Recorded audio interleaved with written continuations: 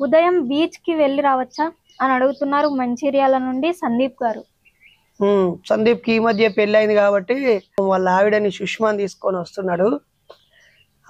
అయితే గుర్తుపెట్టుకోండి, మొదటి రోజు 10 గంటలకి మనకు జెండా ఆవిష్కరణ ఉంది. 9 గంటలకి మన ఆటపాటలు మొదలవుతాయి. కాబట్టి మీరు ఉదయమే 4-5 గంటలకు రీచ్ అవుతే చక్కగా బీచ్కి వెళ్ళి 9 గంటల వరకు రావచ్చు, మన జెండా ఎగరేసుకోవచ్చు. 10 గంటలకు జెండా ఎగరేసే లోపు మీరు 10 గంటల లోపు ఏమన్నా చేసుకోండి, ఏడికన్నా చూసి రండి, ఏం ప్రాబ్లం లేదు. ఒకటి.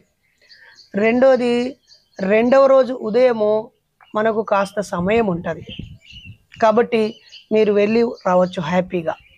లేదా ఆ రోజు ఉదయం మనకు పర్మిషన్స్ అప్లై చేస్తున్నాము, అక్కడి పెద్దలు సపోర్ట్ చేస్తున్నారు, ఉదయం బీచ్ రోడ్లోనే ర్యాలీ ఉంటే ఇక మీరు ప్రత్యేకించి పోనక్కర్లేదు. బీచ్ రోడ్లో హాయిగా ర్యాలీ అయిపోయాక మీరు కాసేపు బీచ్లో దునికి మీటింగ్ కాడికి రావచ్చు.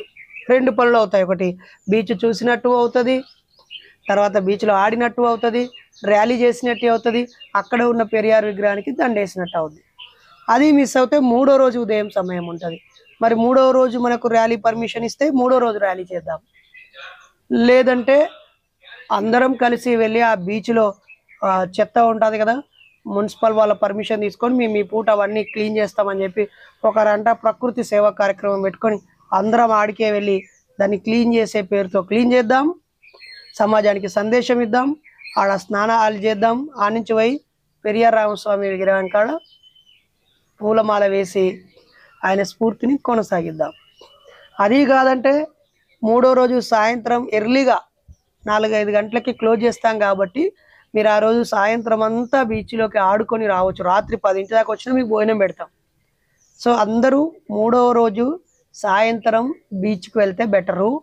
అలాగే ఒకరోజు అదనంగా ఉంటే, మన సభలో తెల్లవారు ఉంటే కైలాసగిరి చూసుకోవచ్చు, అరకులోయ చూసుకోవచ్చు, అలాగే తెన్నీటి పార్కు బీచ్ చూడవచ్చు, అలాగే భీమిలి బీచ్ చూడవచ్చు, ఋషికొండ బీచ్ చూడవచ్చు. అక్కడ అన్ని చూడదగ్గ ప్రదేశాలన్నీ చూడవచ్చు.